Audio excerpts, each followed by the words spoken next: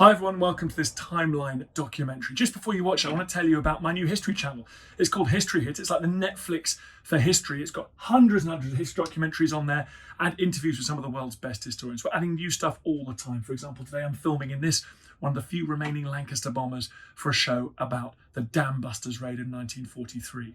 If you want to know more about History Hit, follow the information just below this video, or search online for History Hit, and make sure you use the code TIMELINE to get a special introductory offer. Now enjoy this show. Hello, welcome to Time Team, and this week we've really got to sort the wood from the trees, or the forest to be precise. Because this is Sherwood, Britain's best-known forest, famous not only for its mighty oaks, but also for its legends of bad kings and popular outlaws. And while we can't tackle one of England's most enduring legends in 3 days, we might be able to add something to the story. Just a couple of miles away, on the fringes of Sherwood Forest, residents of a Nottinghamshire village believe a ruined building in a farmer's field may have played a part in those ancient tales. Not only that, but some of the villagers believe this could actually have been part of King John's palace. Seriously? Could there really be a long-lost palace in this field? I've got so many pieces of evidence for buildings that we should be finding on site. This is high status. This is quality stuff. Certainly wouldn't have got the king drinking out of one of those. We could be on the verge of a major discovery. 3 days, yada yada yada, you know the score. It's going to be a cracking dig. Touch wood.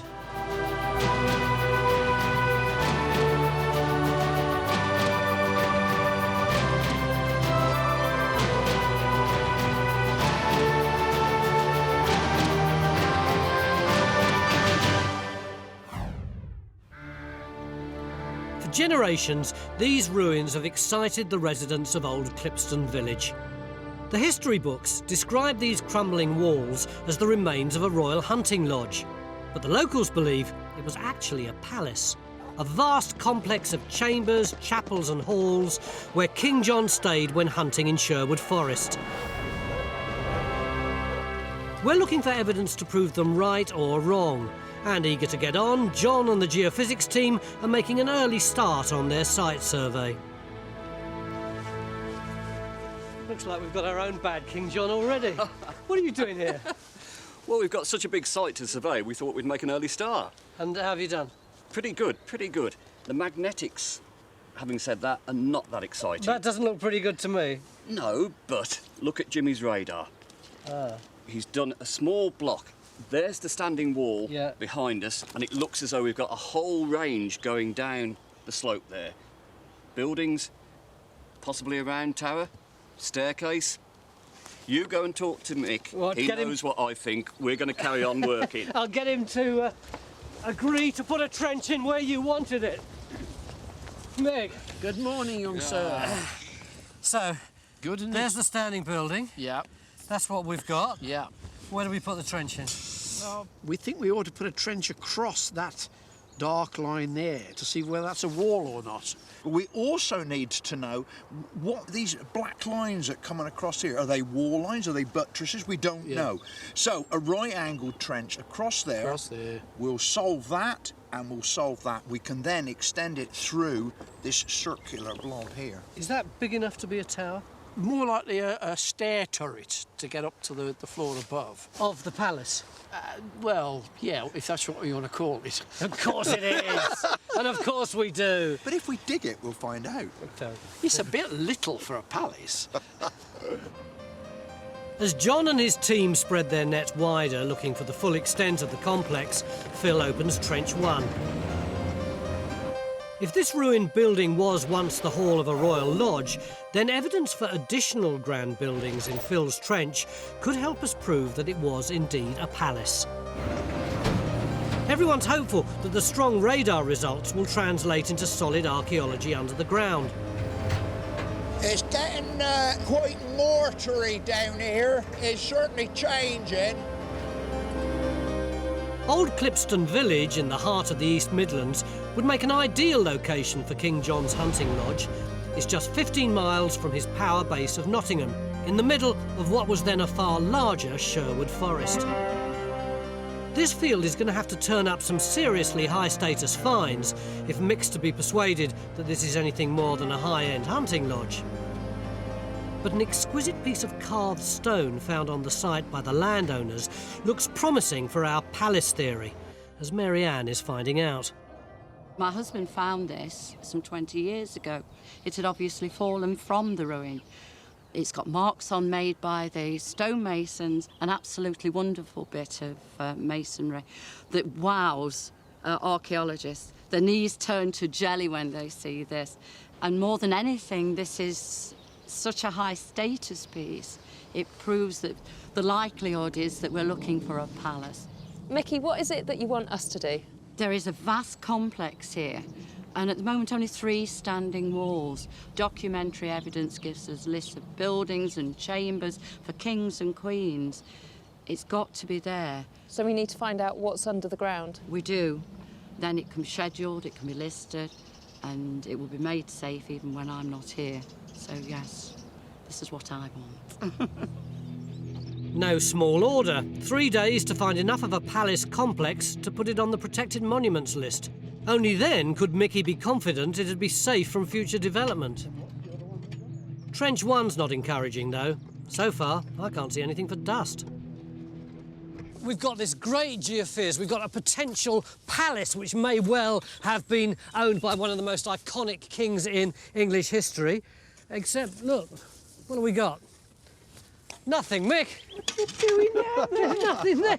I didn't know you asked permission to get in there at all. I didn't need to. I was just walking on topsoil, virtually. What is that, then? Well, it's just earth, isn't it? It is demolition rubble of an enormous building. But it's so small and crumbly. That is the decayed mortar that would have held together the stones of this once magnificent building. The radar shows that the stone walls, if that's what they are, start at about ½ a metre down and go down for ½ a metre. So we're not at that level yet. What we don't want to do is use the machine to take this rubble off and wreck any stonework or structures within it. John's confidence in his radar is still rock solid. It's early days yet. No, we've got another metre to go. And further reassurance comes from finds made on this site over 50 years ago.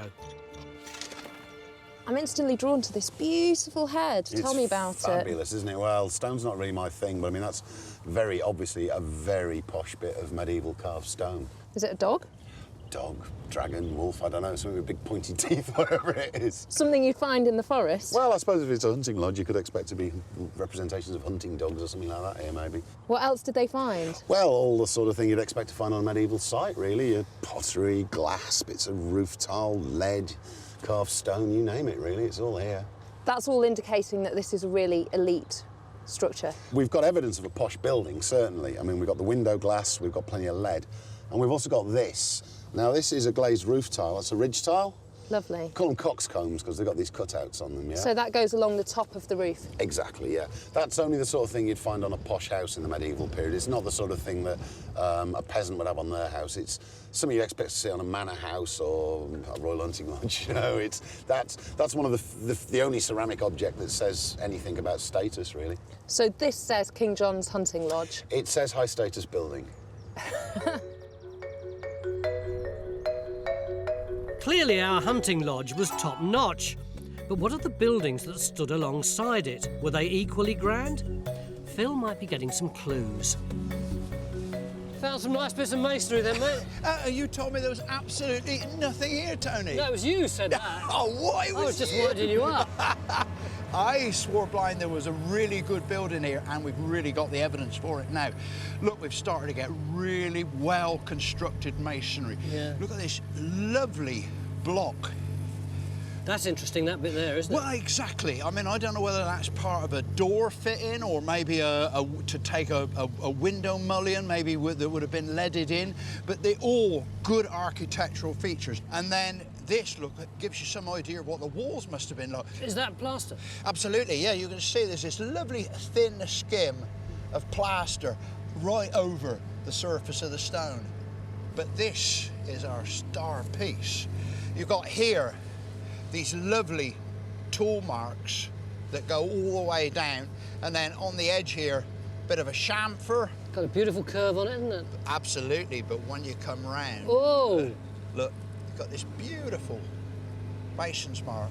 It's like a sort of St John's cross, isn't it? Absolutely, yeah, it's gorgeous, and I mean, look how crisp it is. Yeah. Now, whether or not this is coming out of a window or part of a spiral staircase, I'm not sure, but this is a really nice piece of architectural material. I know Mick was a bit sceptical first thing, wasn't he? But this is high status.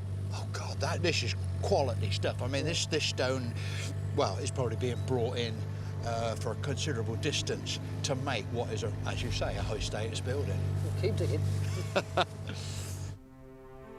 Royal hunting lodges were very popular with the kings of medieval England, and John was no exception.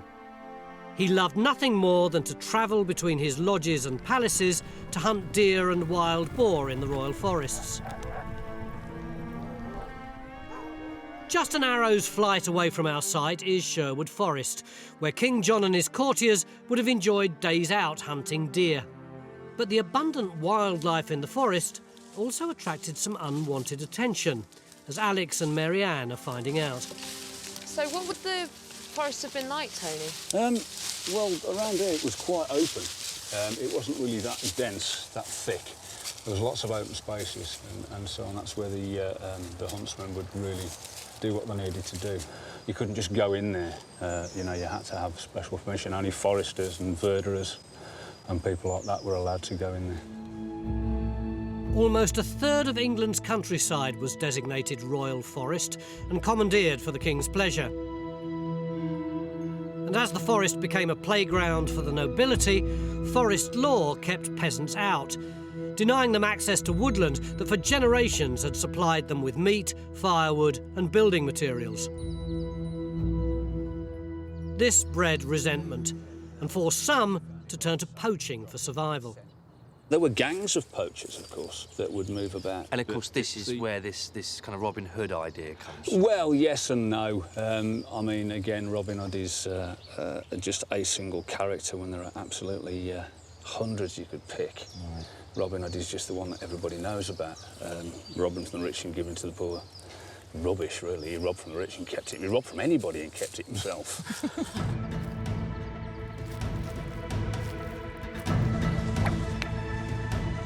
It's shameful.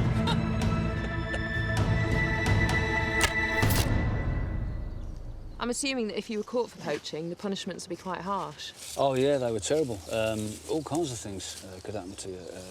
You could have had your hands cut off, or your eyes put out, your ears lopped, your nose could have been split or cut off. That's a mark of shame, I'm assuming. Yeah, you yeah, can't absolutely. ever go back and do it again. Well, yeah, I mean, you're not going to be able to draw a bow if they've cut one of your hands off. So, yeah, it was...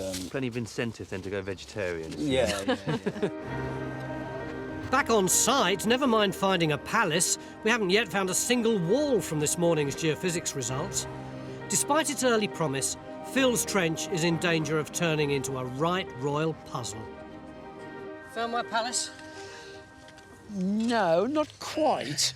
Not quite sounds ominous. Not quite. What have we got?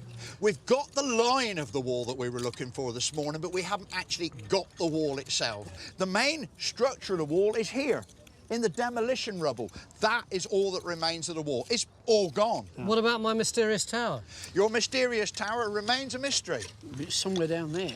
It's not obvious yet, is it? So, let's get this right. When I said there wasn't anything in this trench this morning and you both went, basically I was right. You were absolutely wrong. Totally wrong. Look, how about all those wonderful carved stones that I showed you earlier on? Beautiful pieces of masonry. The palace, if that's what it is here.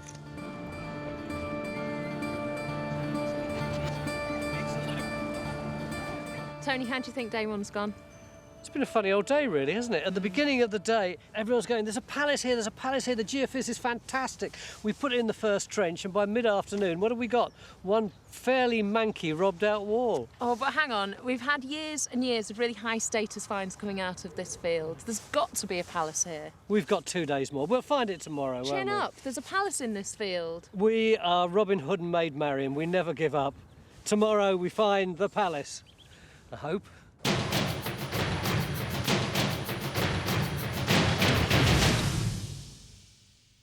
Beginning of day 2 here in Nottinghamshire, right by Sherwood Forest, where we're trying to find out whether this wall belongs to a palace, and not just any palace, a palace belonging to bad King John. Yesterday afternoon, Phil thought he'd found an extension to this wall in his trench here, but looking at it in the cold light of day, we seem to have a little platform and a few desultory stones, and then nothing. There's not much here anymore. There is a wall here, Tony. When they built the wall, particularly on this sand, they would have probably needed to put down a solid concrete base, if you like. This would be the base to support the wall. The ground level would probably have been up, at least up to here. You've probably got nearly 2 metres of foundation. This bit has all been eroded away, ploughed away, and is down the slope. These would be very, very substantial foundations. And what about these desultory stones behind you? What was the word? Desultory, yeah. Desultory. I must look that up. These desultory stones, as you put them, could actually, I mean, they are all lying together. It looks like they've probably broken in situ. It may actually still be part of the wall. It really might be. You can't help but admire Phil's doggedness, but on the evidence of his trench, it would appear that the palace has simply disappeared, lost under a sea of rubble. But maybe we're looking in the wrong place. Mick's got a new plan. It's relatively flat up here, rather than being on the edge of the hill. And I'm even wondering whether this surviving wall acted as a bit of a dam, so that what would normally have got washed off this hilltop didn't. So we're radaring this to see what there is there, and then if it looks as if there is more here, we shall do an evaluation in here as well. Leaving Phil scratching his head in Trench 1, Geophyz extends the hunt behind the standing wall, while Matt opens a fresh trench across a strong feature that showed up on the radar survey. This could be an intact section of medieval wall. Everyone's hoping that this time we'll find more of the royal complex than just demolition dirt. There's not much in it at all, is there? I mean, yeah, one bit of pottery, one bit of bone, it's really clean, but I suppose if it was a royal site, you wouldn't have great festering piles of rubbish everywhere, which is our loss, really, exactly. isn't it? I think I like better than great festering piles of rubbish. Absolutely. £210, no less, was spent on building the pond. £210? Yes. That is a sizable amount of money. It's a very large pond. Mary Ann's having more success revealing the palace complex by digging in the royal records with local historian David Crook. The next thing that happened was in 1234, the King's Chamber was rebuilt. This time it cost £130. With 130 quid then, worth nearly 100 grand today, there must have been more than just a hunting lodge here. John, new King's Chamber, a Queen's Hall, a new chapel, he's glassed it and built passageways that join those two buildings. Yes. So that's definitely stuff that should have left an archaeological imprint. And one very obvious imprint, the standing remains in the middle of our site. We've all been staring at them for the past day. But how do they fit into the wider complex? But if you come through this gap, look, which is almost certainly one of the original doorways, we're in a basement, an undercroft for storage. So we can see the full length of it, and that's the full width of it. Whereas high above, you can see there are gaps where there would have been windows. Some of these platforms like that and up there are where the timbers went into the wall to support the floor above. And you've probably got to it by going up an external staircase through a door into the hall. What do you think it would have looked like on the inside? It would have been very, very ornate and gaudy. We think how tasteless it was. And we know they painted them up with blues and reds and so on, and also gold, of course, so it looked really, really naff, you know. How many people do you reckon would have lived here? I don't think they did live here. This is a ceremonial hall for feasting, for the king to meet officials and ambassadors and things like that. It's not where people live. They live in buildings attached to it. Mary Ann's making progress on the documentary history of Clipston. For over 2 centuries, royals entertained and relaxed here, so plenty of evidence should have survived. What's all this fiction, then? Mick, look at my timeline. I've been chatting to David, the historian, and we've put down the key points from the archives. It's very impressive, isn't it? I've got so many pieces of evidence for buildings that we should be finding on site. Look, a house, a great dam, a great pond and a mill. Yeah. King's yeah. Chambers, all under Henry III. And then Edward kicks it off to a whole new level. Yeah. £400, 2 chambers and a chapel. Chapels, yeah. Stable for 200 horses. We're going to find some of these buildings, aren't we? What we probably have already. The difficulty is narrowing a particular bit of archaeology down to either the period or the function. That's very difficult. This disparity between paper record and archaeology is proving frustrating. There may once have been halls, kitchens, chambers and chapels in this field, but we're just not finding them. After the disappointment of Phil's barren trench, I'm hoping for evidence of buildings in Matt's new one. Is this going to be another one of these trenches that promises a lot and we find absolutely nothing except a bit of compacted mortar? I don't think so. I think you've turned up just at the right moment, Tony, because you can see there. That's promising, isn't it? Have you any idea what the extent of it is? Yeah, I mean, I think you've got the edge coming up along... Well, no, I was going to say the edge of it is there. No, it's going off down there. Wow. Going off down here. At last. Around here. See how far it goes along here. Now that is huge. And you can see this hasn't got any nice facing stones on it. There is mortar there. There's these lumps of rock. And that says it's a wall core. It's not, we haven't got the outside of it yet, so we're talking about something which is at least that wide, I would say, if not wider. That's a relief. Yeah, at last. You've got something to look at. Yeah, it may be a little trench, but it's a damn sight better than Phil's desultory trench. Yeah, you got that, Phil? Do you hear? He's got a good trench over here, mate. Can't believe that. Proper wall. Desultory. Someone blew your hat off. There is a God. It's not bad, is it?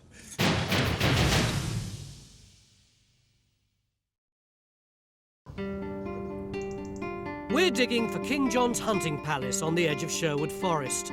And despite some very promising geophys, we found little more than a couple of lumps of masonry under a mountain of demolition rubble in our trenches.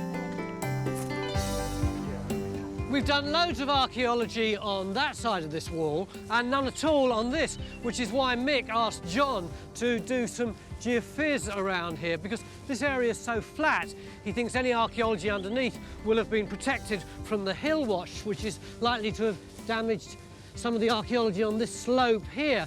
How have we done up here? Well, don't hold your breath. I mean, there's very little showing on the flat area there. I mean, hardly anything. So mixed thoughts are, we want to look further afield. Yeah. We want to try and find the extent of the complex. With the archaeology close to the ruin so badly trashed, the net is spread wider, and 2 more trenches are added based on the geophysics results. The first takes in a strong radar feature on the southern edge of the site, and the second transects what could be a boundary ditch to the west.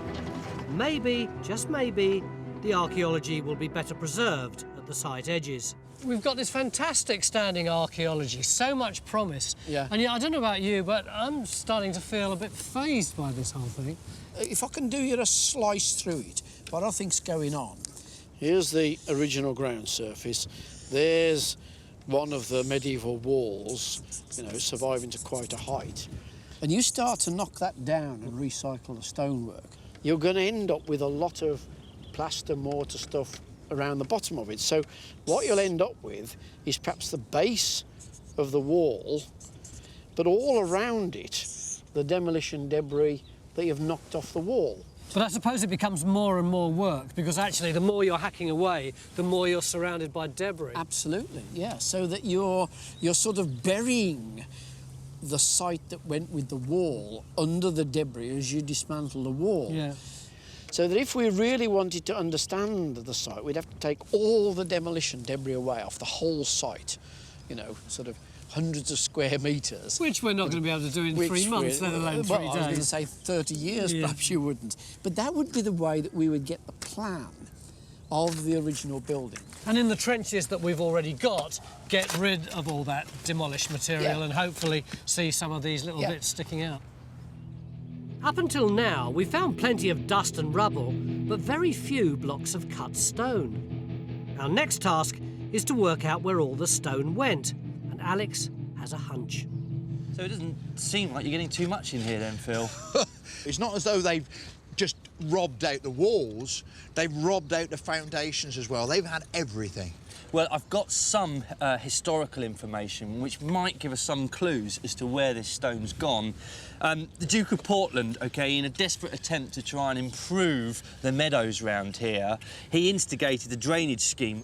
And we're actually down here, on the site down here, and just up the Mourne Valley, you can see depicted here this vast, extensive irrigation system. That would have required a lot of stone. So, as a means of improving his water meadows, he had a look round and he thought, I know where I can get some good stone. Funnily enough, actually, in a directory entry for 1844, the work was commissioned and lots of people were, it says here, there was much spoliation was made on the venerable walls, though it is said His Grace had given strict orders to the contrary. So, in fact, he said, don't rob it out. So he was a really sort of upmarket conservator He then. was.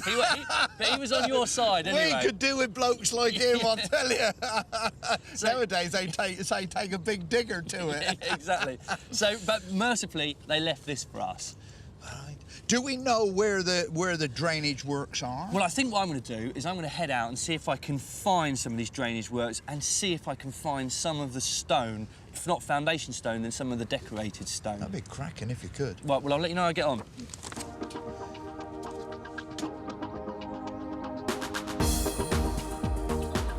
And sure enough, the water meadows adjoining the site are littered with worked stone. After careful examination, Alex is happy that it's of a type that matches the few remaining blocks on site. And it probably wasn't just the irrigation works that reused this medieval stone. So Alex is looking for further traces of it in Old Clipston Village. It's all coming to life. Yeah. With Mickey Bradley leading the way, he's investigating the back gardens bordering our dig site. This is a lovely piece here. Now, I like this. You know, you can actually see, really, that we've got the chisel marks here made by the mason almost 800 years ago. And that may be because that's the part of the stone that was concealed, or it's been picked like this so that it can take a plaster. But that's a lovely bit of stone there.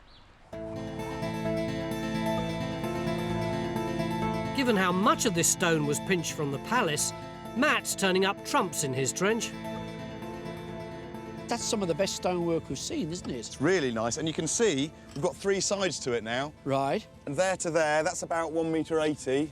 Right. And on that side, into the side of the trench, 150. So if it's square, if this stone is a stone square pedestal, the other side should be about there-ish. Is it not more likely to be a buttress on the edge of a building? Well, the geophysics shows this to be very isolated down here. Right. There's no walls coming out associated with it or around it. So if you stand here, I mean, it doesn't quite line up with the standing walls over there. Oh, yeah, it's a bit askew to it, isn't it? Yeah. Hopefully, though, if we get the other side, we'll know a bit more about it. But it makes a lot of sense to extend, doesn't it? Yeah, we're going to have to do that. Look at it. OK. That's very good, though, isn't it? Pleased with that. So we could now have a building buttress, but we still don't have a single wall. Guided by Mickey and local hearsay, a determined Alex shifts from back garden to back room archaeology. OK. Lovely piano. Now, Jodie, do you know what you're getting yourself into here? Yes, I do. OK, and what do you know about this wall, then? That wall, as I believe, is stone. My father had it plastered decades ago. Now, you've somewhat foolishly allowed us to come in here to pick away at some of this lime plaster, but where do you want me to start? Behind the piano, please. Right, is there a logic to that? There is, because if what we find is not nice, we can just push the piano back. Just put the piano back, no one need know. Exactly. OK, right.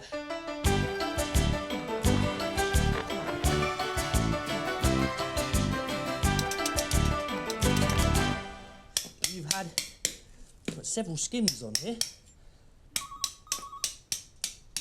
If that's Tony, tell him I'm going to be a few more hours. I keep being drawn back to Trench 1, the trench that Phil and I have been bickering about since the beginning of the dig. The trench that I call the trench of the Desolatory Stones. You can still see them down there.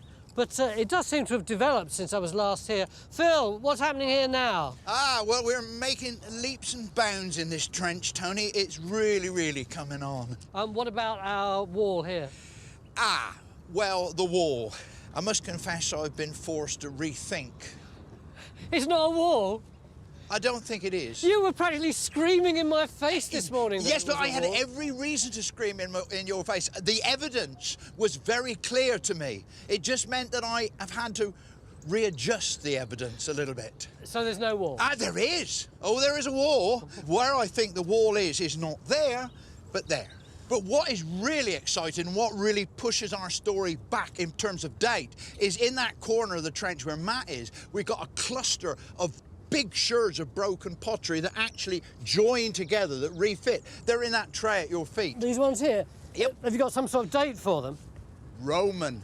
Roman? Absolutely. But the sheer fact that we've got so much of it and that they do refit back together means that there is no question that feature and that layer must be Roman. Well, a bit of a triumph.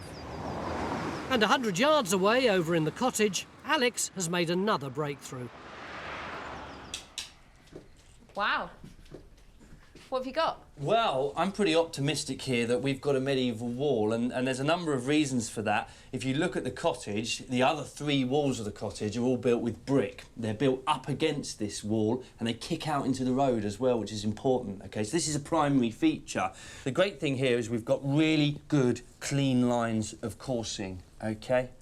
So that's the first indicator. If we were reusing stone, you know, it'd be much more higgledy-piggledy. You'd have little stones being sort of all over the place in quite random courses, but these nice, straight lines are telling us that it's well bedded in and possibly an original feature. And this is all stone that we know was being quarried in the medieval period as well.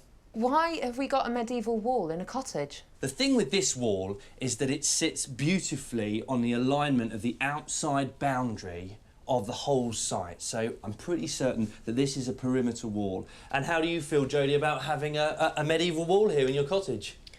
Wonderful, Alex. I'm just waiting for you to come back every weekend until you've chipped the lot off.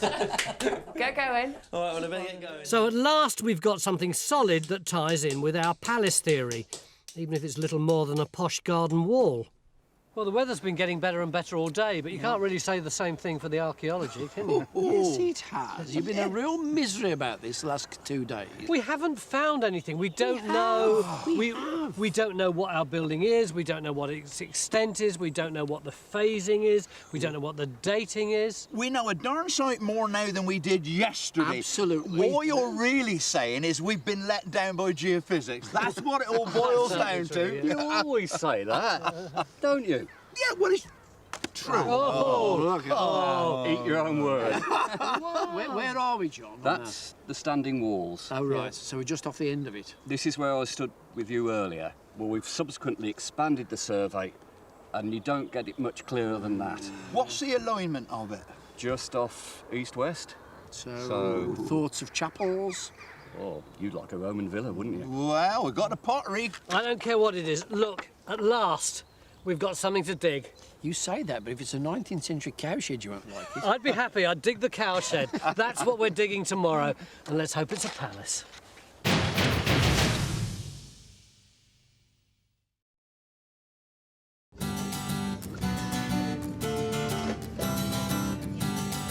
Beginning of day 3, and after 2, let's face it, pretty frustrating days, suddenly, bang, we're on the money. Look at that gorgeous piece of geophys. What's that rectangular thing? Could it be an Anglo-Saxon hall, a medieval chapel, a Roman villa? No idea, but at last we've got something to dig.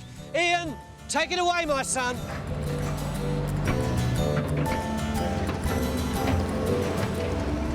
I'd laugh if it turned out to be a cowshed.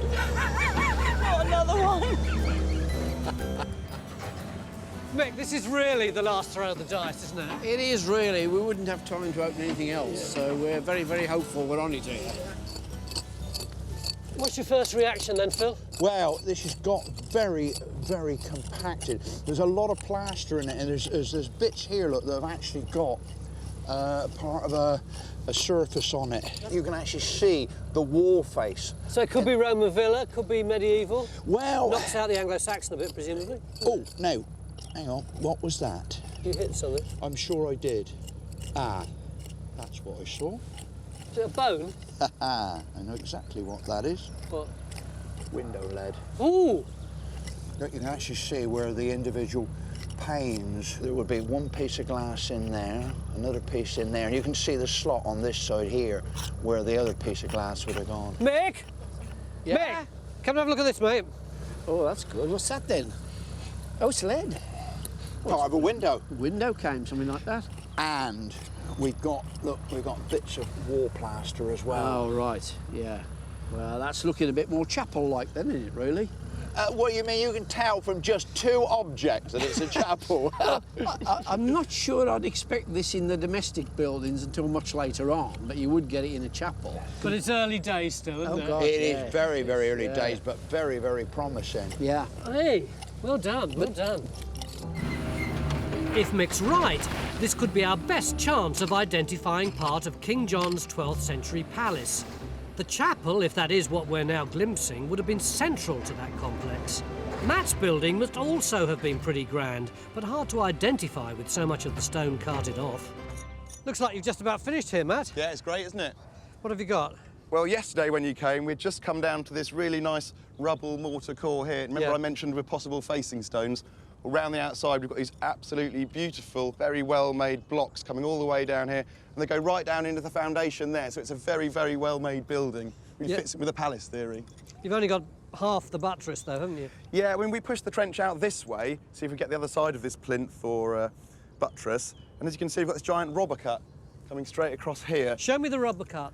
Well, it comes through here, chops the masonry, and carries off along that way. And there would have been a massive wall here. They've come and they've just taken it all away. You can see they've left the bottom in there. Probably just couldn't be bothered to take the stuff out at the very bottom. What I like about this trench so much is it's the first piece of archaeology which gives us a hint as to what the building would have looked like. Got a couple of things here for you to look at. That's nice. It's Roman, I assume, is it? I'm sure it is a Roman one, yeah. And you can see the interesting thing, it's been pierced, it's been used as a pendant. Yeah, that's quite interesting. I've seen a lot of these from early Anglo-Saxon graves. The early Anglo-Saxons were quite fond of getting Roman coins, piercing them, and wearing them as pendants. I'm not saying it is early Saxon, of course. It could have happened at any time, but it's... No, but it is an interesting link that when you see a pierced Roman coin, the first thing that kind of lodges in your mind is, might be. Yeah? You know? Yeah. Now, here is something that you will be able to help me Oh, with. that's a piece rather of nice. pot. Yeah, excellent. Apart from the Roman, that's the earliest bit of pottery I've seen from this site, more or less. That's what they call Nottingham splash glaze ware. When you say early? It's basically, it's early to mid 12th century. Oh, that would be a lovely period. Yeah, I mean, that's gone by the end of the 12th century, this stuff. It's just so nice to get something which was here when the site began. Yeah, well, that must have been. Yeah, definitely. Spot on.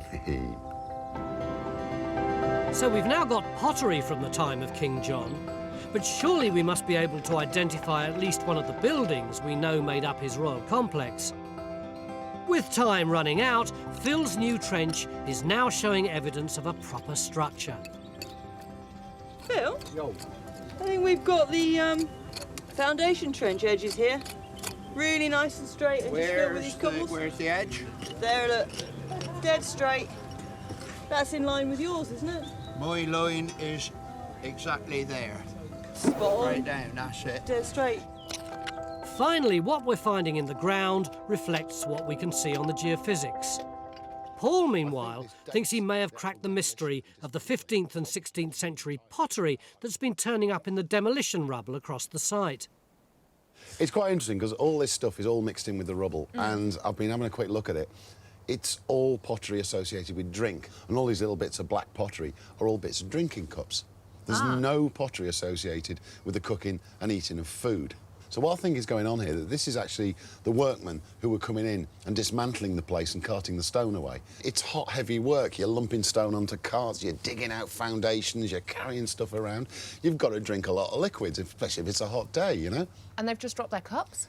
Yeah, basically. I mean, you know, it wasn't unusual for people in medieval times over the course of the day to drink a gallon of beer, you know, so... It would make your grip slightly dodgier. Make your grip a bit slippy, yeah. Yeah. But it's exactly what I'd expect to see from a medieval industrial site, not a medieval domestic occupation site. So I think this dates the actual demolition and dismantling of the place really tightly from about, I don't know, 1470 to about maybe 1520, 1530, something like that.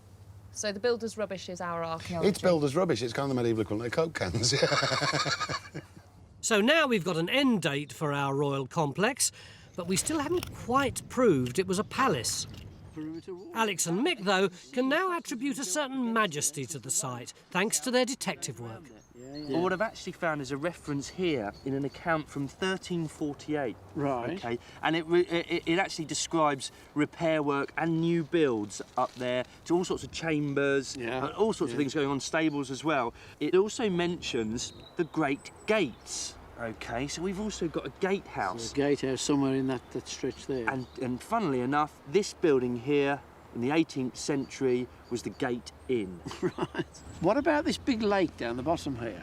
Unfortunately, I think all we've got left of this little pond is that tiny little dip down there. There's this bit in front of it. But I mean, this would have been a monumental feature in front of the palace site, wouldn't it? And certainly from where we're sitting, away to your left is this great body of water, and the palace is up on the hill. It will look impressive anyway, but a lot of the time it will be reflected in the water as well. Medieval hunting sites mean feasting, and great rituals were attached to the butchery of deer, notably the unmaking, in which the dead animal was systematically divided up. Mary Ann's getting her hands dirty to find out which of the hunters got the lion's share of the venison.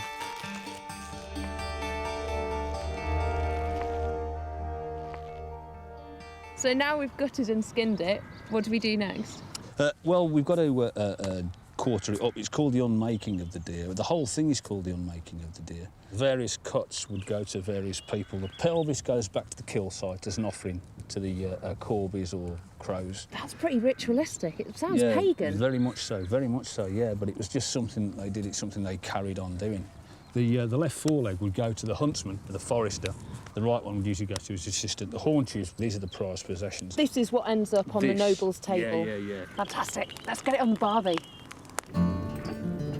But this act of preparation can leave clues for archaeologists. So what do the bones we've found on our site tell us? We've got, you know, the normal sorts of things that I'd be expecting from a medieval site. We've got cattle, sheep, pig, even bits of horse. There are some nice horse teeth in here. But what we also have is quite a lot of deer. The really interesting thing about deer in the medieval period is that there are all of these unmaking rituals, which I think you've already heard about. Of course. And the bones that we've got really do conform to those. This is a foot bone. It's from the right-hand side of the body. Here's another one, also from the right-hand side. This here is an astragalus, part of the ankle bone from the right. The humerus here is from the right-hand side of the body, as is this scapula here. The left-hand side of deer would go off to the parker or the forester as his fee for sort of supporting the hunt. The right-hand side would go to the best hunter. Now, normally we tend to find these right-hand sides of the shoulders found on village sites because most of the hunters were living in villages. To find them on an elite site is quite unusual, but I think because it's a royal site, it is sort of suggesting that the king is the best hunter, and they're all here. You don't normally find these parts on high status sites. So the Mardi King had to be the best hunter as well? It would look that way. Fantastic. Even if we haven't got the haunch bone, which would mean we were digging under the King's table, has Phil now found the link that will confirm the site as King John's Palace? Phil, you've done very well in such a short time. Absolutely. But the big question is, have you found our chapel? Yeah, I reckon we have, Tony. I mean, what we've actually found is this boulder-filled foundation trench, and it's bang on line where the geophysics said it would. It goes literally right through the middle of our trench. So that's what the geophys was picking up, although there's big black lines with these boulders. Absolutely. What they've done is they've dug this massive trench over 1 metre deep, and I think to stabilise it in the sand around here, they've poured in a load of cobbles, and there are bits of broken stonework in amongst it as well, literally to form a firm base to put the chapel on the top. We've got some dating evidence for it. The latest evidence we've got is about 13th century. It's a little bit later than we hoped, isn't it? This is more like Henry III. Well, yes, but it's not the first stone-built building on the site. Because if you can see just where Tracy is, look, you can see there's that orange-coloured rubble. That is demolition rubble of a stone-built building, and the foundation trench of our chapel cuts through that. This is great news. Something was obviously knocked down to make way for a 13th century chapel built on the same spot. Could it possibly have been an earlier chapel, the Chapel of King John? The proof may have turned up in the demolition rubble of that building. We've got this rather nice stone carving. It's of a hand, and you can see here's the thumb, and on this side, the fingers. They're all rather joined together. But look, they're probably part of a window moulding or something like that, and it's his hand that is grasping this column. It's a lovely piece of architecture. And just the sort of thing you'd get in an ecclesiastical building like a chapel. Must be 13th century or earlier. So that could be from the time of King John. King John may well have seen this hand, yeah. By the skin of our teeth, gentlemen, I think we've made it. Our host and landowner, Mickey Bradley, can now rest assured that this site will be preserved for posterity. Mickey, I've had a long chat with the rest of the team, and they're pretty convinced that we've got so much evidence now that your ruin will be properly scheduled and it will be saved for the nation. Tony, thank you so much. We worked so hard for this time, and Time Team has made that happen. I'm glad Thank we've made your day. It's rather good, isn't it? We started out with King John's Palace, and after 3 really quite difficult days, we've also found King John's Chapel. Anyone fancy a deer burger? Go on, Phil, you have the first one. Oh, wow.